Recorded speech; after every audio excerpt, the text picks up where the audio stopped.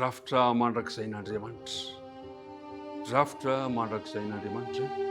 Io no lohaheteny iarahantsika midinika amin'izao talata maraina izao. Manasanao am-pitiavana.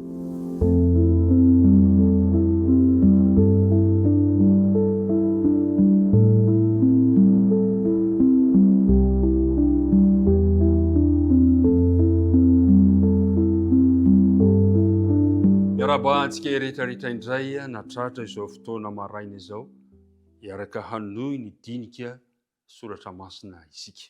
Misaotra amin'ny fanoloran-tenanao ary ny tompony hitahanao ka ny fiadanany anjaka amponao sy ny ankohonanao. Andeha ary iaraka hivavaka isika. Tompo Andriamanitra io, misaotranao indray izahay noho ny fahatraranay ity fotoana sarobidy andinihana ny teninao ity. Tsy herinay izany natanjakay fa noho ny fitiavana sy ny fitantananao anay. Mamelary ny tsy fahatanteranay rehetra, aoka mba ho vita fihavanana aminao izahay, ka ny fanainao masina mba ho arotsaka ho anty-amponay, ampianatra anay, anazavanay ary ampitoetra ny teninao ho hivadika ho fanandramam-piainana vaovao ho anay tsirairay avy. Dia izany no tonom-bavakay angatana amin'ara Jesosy. Amen. Drafitra mandrakizay n'Andriamanitra. Mialohan'ny andiniantsika izany nefa dia andeha ho jerentsika indray ilay andina tao tadina amin'ny Korintianina 2:5 ka ny andininy 2:20, izay tsy ny mahalala ota dia efa nataony ota hamonjy atsika mba ho tonga fahamarinan'Andriamanitra ao aminy kosa isika. Jesosy ilay tsy nalala ota kanefa natao ota hamonjy antsika. Andeha ho tohizana indray isika, ho tohizantsika indray ny bokin'ny Kolosiana 1 ka ny andininy 4:20 sika amin'ity androany ity. Sao ny vaky ny teny amin'ara Jesosy. Ankehitriny dia mifaly amin'ny fiaretako ho anareo aho, ary matanteraka ao amin'ny nofoko izay tsy vita tamin'ny fahorian'i Kristy ho an'ny tenany dia ny fiangonana, izay nanaovanay ho mpanompo araka ny fitondran'Andriamanitra nomenay ho anareo, ahatanteraka ny fitoriana ny tenin'Andriamanitra. Mahafinaritra izany fanambaran'ny apôstôly Paoly izany.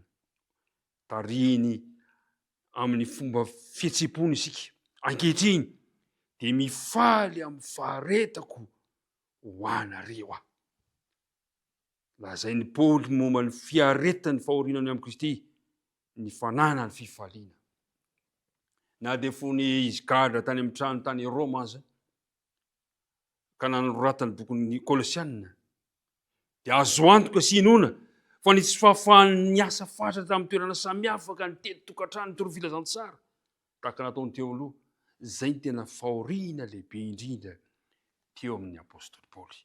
Kanefa moa izany toe-javatra tsy fahafahana manatanteraka ny fitoriana filazantsara zany dia efa nolazain'i Kristy mialoha taty aloha zany. Ao amin'ny filazantsara ny Matteo 4:20, filazantsara ny Matteo 4:20 ka ny andininy 7 dia zao no vaky ny teny: ary atolony ho amin'ny fahoriana ianareo ka ho vonony, ary ho halan'ny firenena rehetra ianareo noho ny anarako.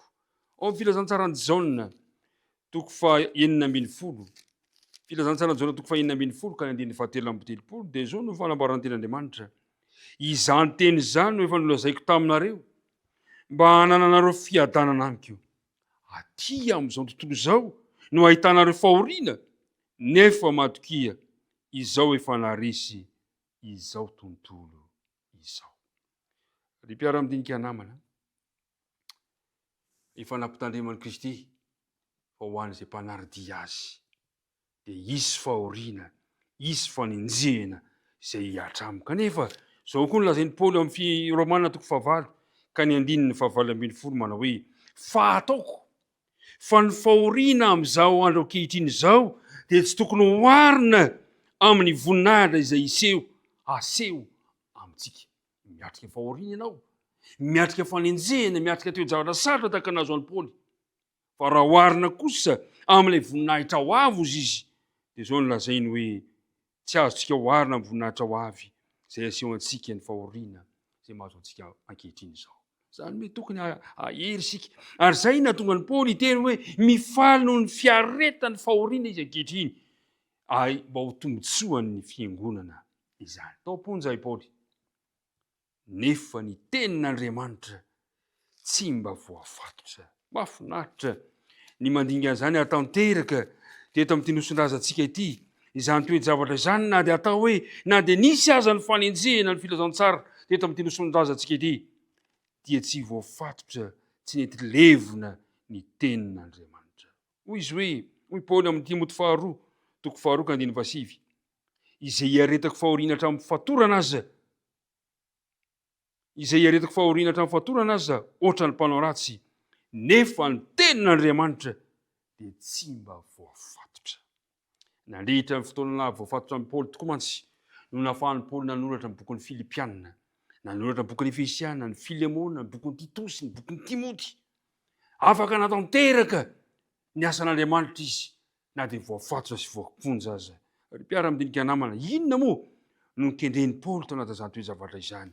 Dia ny mba hatanteraka ny drafitra mandrakizay n'Andriamanitra dia ny fitoriana ny filazantsara. Zay le lazainy ao amin'ny Kolosiana 1:1 teo ka ny 5:20 izy hoe, izay nanaovanao io mpanompo araka ny fitolan'Andriamanitra nomena ho anareo, hatanteraka ny fitoriana ny tenin'Andriamanitra.